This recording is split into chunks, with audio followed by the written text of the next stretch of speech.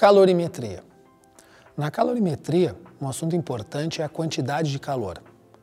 A quantidade de calor é a energia trocada entre os corpos para provocar dois efeitos importantes: a variação de temperatura e a mudança de estado físico. Quando a gente tem a variação de temperatura, a gente chama essa quantidade de calor, essa energia que está sendo trocada, de quantidade de calor sensível. Essa quantidade de calor sensível, ela é calculada por uma equação muito conhecida, que é o famoso Q-macete. Esse Q-macete, ele é o produto da massa vezes calor específico vezes a variação de temperatura.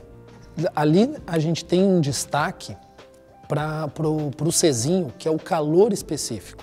Muito cuidado no calor específico, porque ele é uma característica da substância. Ele muda de uma substância para outra, ele muda com o estado físico da substância, tá? E pode ser, inclusive, pedido em prova. Aí a gente isola ele na equação. O que ele nos informa é o quanto de energia é necessário para que uma unidade de massa sofra a variação em uma unidade de temperatura. Então vamos dar um exemplo. O calor específico da água, 1 caloria por grama grau Celsius. Isso significa que 1 caloria é necessário para que 1 grama de água varie a sua temperatura em 1 grau Celsius. A água ganhando 1 caloria, 1 grama aumenta 1 grau. A água cedendo 1 caloria, 1 grama reduz 1 grau. Então, sempre que a gente tiver uma variação de temperatura, a gente calcula a energia que provocou essa variação de temperatura por essa equação que a gente viu. Massa vezes calor específico vezes variação de temperatura. Mas nós também podemos ter uma mudança de estado físico. E aí vamos cuidar que quando a gente tem uma mudança de estado físico, durante essa mudança não ocorrem variações de temperatura. Então a gente não pode usar a mesma fórmula que a gente viu há pouco. A gente passa por uma outra equação, que é a quantidade de calor latente. Essa quantidade de calor latente vai nos dizer o quanto de energia é necessário para que uma unidade de massa mude de estado físico.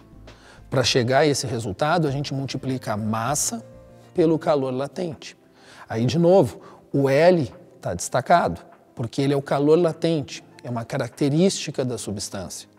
Ele vai nos dizer o quanto de energia é necessário para que uma unidade de massa mude o estado físico. Exemplo, o latente de fusão do gelo, 80 calorias por grama. Cada 1 grama do gelo precisa de 80 calorias para realizar a fusão.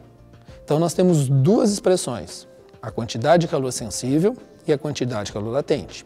O princípio fundamental da calorimetria nos diz que a soma dessas quantidades de calor tem que dar igual a 0 quando ocorre a troca de calor. Então, quando na prova a gente mistura a quantidade de calor, a gente tem, por exemplo, água quente com água fria, a soma dessas quantidades tem que dar 0. Para isso, a quantidade de calor recebida é igual à quantidade de calor cedida. Quem recebe, recebe uma quantidade positiva. Quem cede, cede uma quantidade negativa.